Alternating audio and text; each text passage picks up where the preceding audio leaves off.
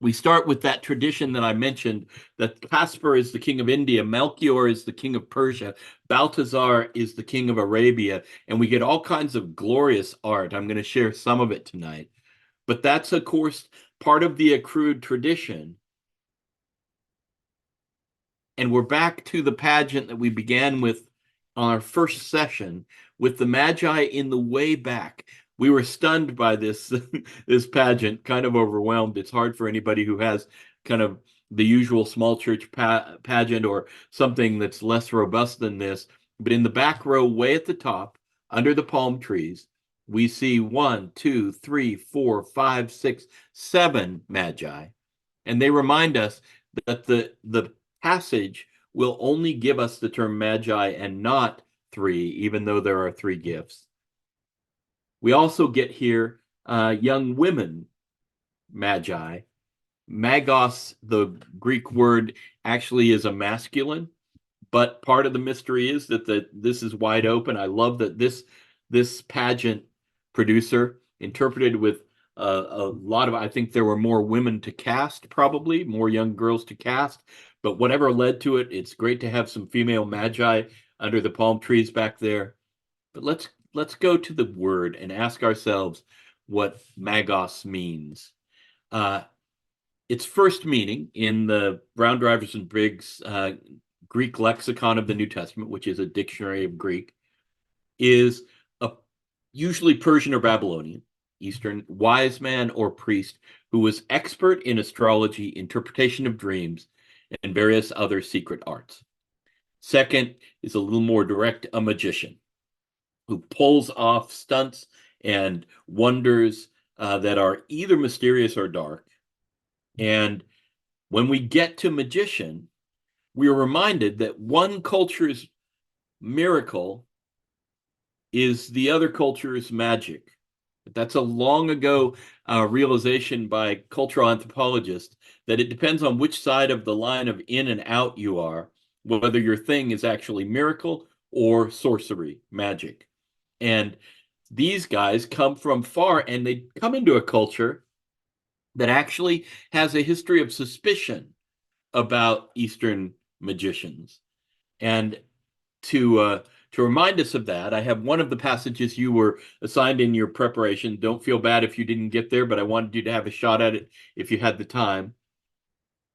There are others, and this is in a book called Special Laws by Philo of Alexandria. Philo is a very educated Alexandrian Jew who helps the people around him understand Judaism.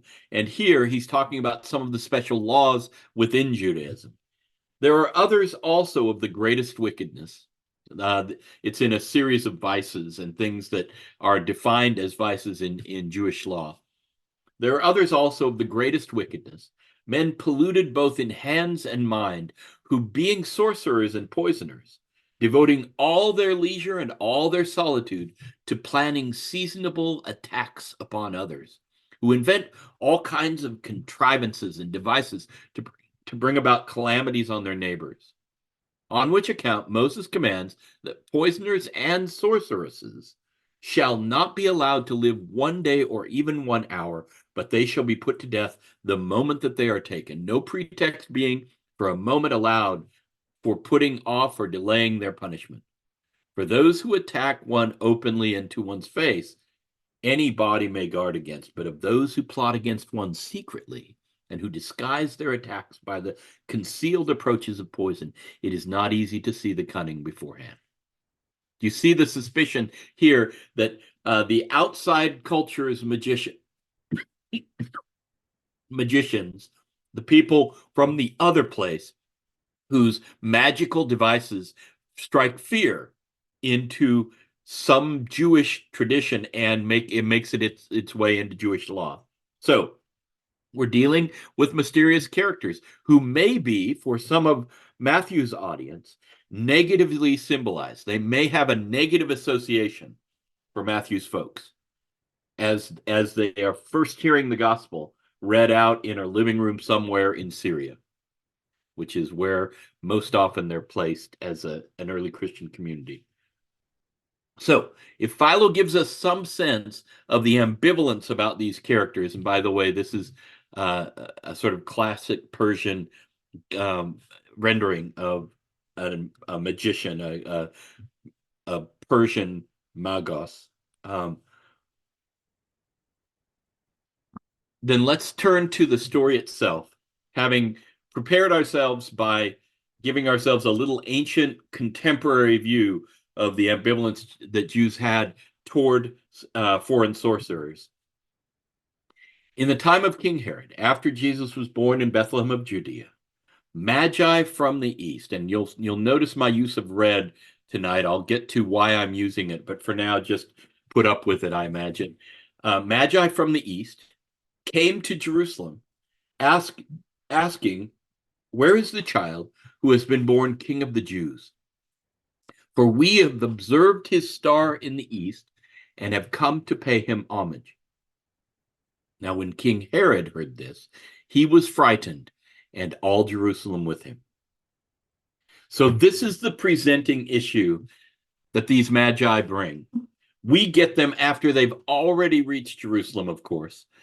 T.S. Eliot's poem imagines them from the very start of their journey and tries to get into the difficulty of it. But this, of course, begins in Jerusalem with the presenting issue, which is these foreign dignitaries, these foreign mystery men have come in regal dress. We don't know. We don't know how they presented themselves, but they come asking a very regal question. Where is the child who has been born King of the Jews? For we observed his star in the east and have come to pay him homage. Now, false magicians were a dime a dozen, but ones who could divine things that actually happened were highly prized. And here you've got men who are claiming that by astrology, by their practice of discerning the mysteries, they have discerned that a king of the Jews has newly been born, and they've come to give him gifts, come to worship him.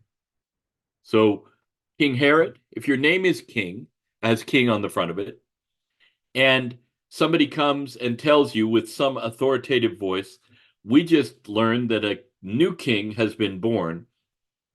And by the way, if you're Herod and quite paranoid about your power, you get frightened or disturbed or troubled, which is what this Greek word behind frightened means, and all Jerusalem with him.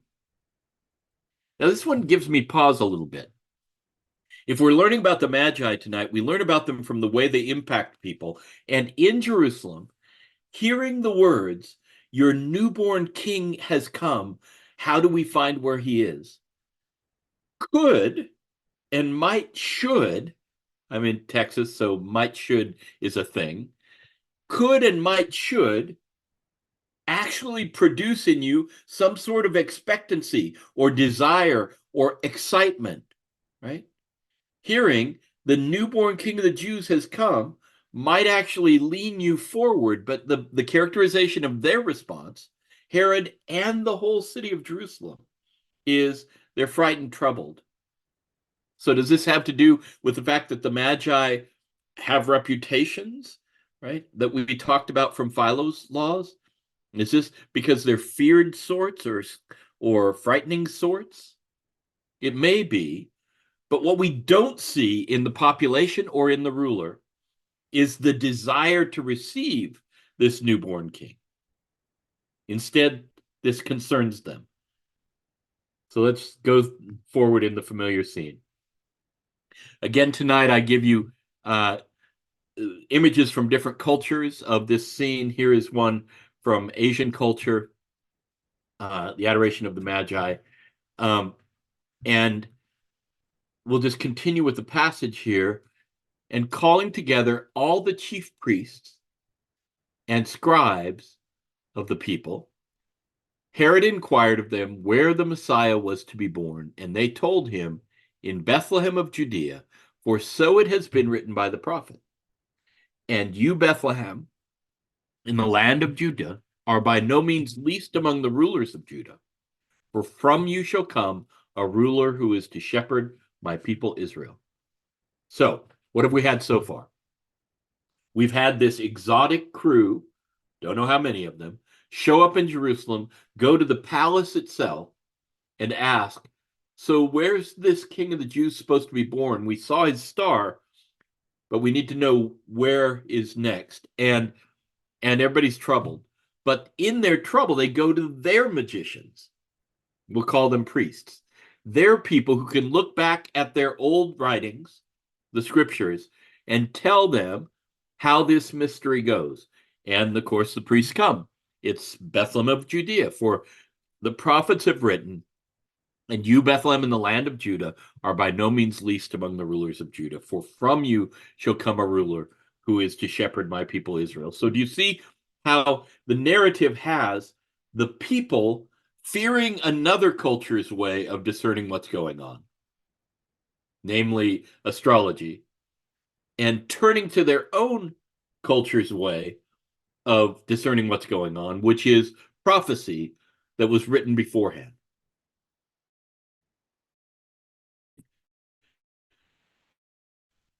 One culture magic is another culture miracle. One culture's faith, and these cultures clash in the scene that we are so accustomed to watching in the Christmas pageant and reading and hearing the story of on Epiphany.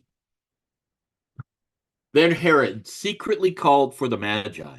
So here we've got the king who is now asking the magicians, asking the foreign astrologers, the dignitaries, the discerners of dreams, all those things. He learned from them the exact time when the star had appeared. Then he sent them to Bethlehem, saying, go and search diligently for the child. And when you have found him, bring me word so that I may also go and pay him homage. When they had heard the king, they set out, and there ahead of them went the star that they had seen in the east, until it stopped over the place where the child was. So, more stargazing, more following of the star. Notice Herod's positioning of himself. He says, I am a would-be worshiper. All you need to tell me is where. Of course, he is a paranoid despot. So all you need to tell me is where so I can get rid of this child is Herod's libretto. But he's showing a disposition to homage.